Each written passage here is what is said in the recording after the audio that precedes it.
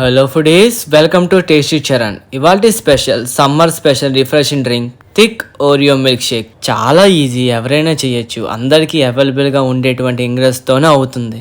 మీరు as it is test follow అయిపోండి. మీకు కెఫే కంటే బెస్ట్ ఉండేటువంటి మిల్క్ షేక్ని ఇంట్లో ట్రై చేస్తారు, ఎంజాయ్ చేస్తారు. Let's start. ముందుగా ఓ లీటర్ చిక్కటి పాలని మరిగించండి. పాలు మరిగేటప్పుడు అడుగు నుంచి కలుపుతూ మరిగించండి. నిజానికి కేఫ్స్ లో ఎవరు కూడా మిల్క్ ని ఇలా కాచి వాడరు. వాళ్ళు డైరెక్ట్ గా టెట్రా ప్యాకెట్స్ లో మిల్క్ నే వాడేస్తారు. ఇళ్లల్లో చేసుకుంటున్నాం కాబట్టి పాలని మనం మరిగించి వాడుకుంటున్నాం అంతే. ఈ మరిగిన పాలని గిన్నెలో తీసుకొని పూర్తిగా చల్లార్చండి. చల్లారిన తర్వాత ఫ్రిడ్జ్ లో కాదండి, ఫ్రీజర్ లో 2-3 గంటలు ఉంచాలి. అప్పుడు 70% పాలులాగా ఉంటాయి, 30% గడ్డల్లా ఉంటాయి. మనకు అదే కావాలి. అప్పుడే రైట్ టెక్స్చర్ వస్తుంది. ఇప్పుడు మిక్సర్ జార్లో 7-8 ఓరియో బిస్కెట్స్ని వేసుకోండి. ఇప్పుడు ఇందులో 3 టేబుల్ స్పూన్స్ ఆఫ్ షుగర్ని యాడ్ చేసుకోండి.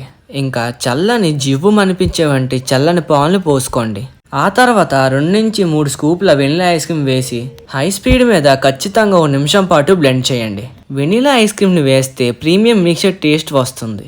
మీరు ఐస్ క్రీమ్ వేయనట్లయితే టెక్స్చర్లో తేడా రాదు, కానీ టేస్ట్లో మాత్రం తప్పక తేడా వస్తుంది. 1 నిమిషం బ్లెండ్ చేశాను, చూపిస్తా చూడండి ఎంత పర్ఫెక్ట్ టెక్స్చర్ వస్తుందో.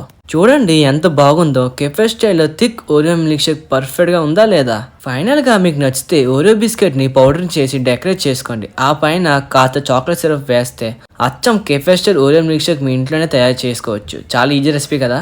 ఈ మిల్క్ షేక్ని తాగుతుంటే టేస్ట్ అయితే సూపర్ ఉంది. డెఫినెట్గా మీరు కూడా ట్రై చేయండి. ఇలాంటి మోర్ అప్డేట్స్ కోసం please do subscribe tasty Charan.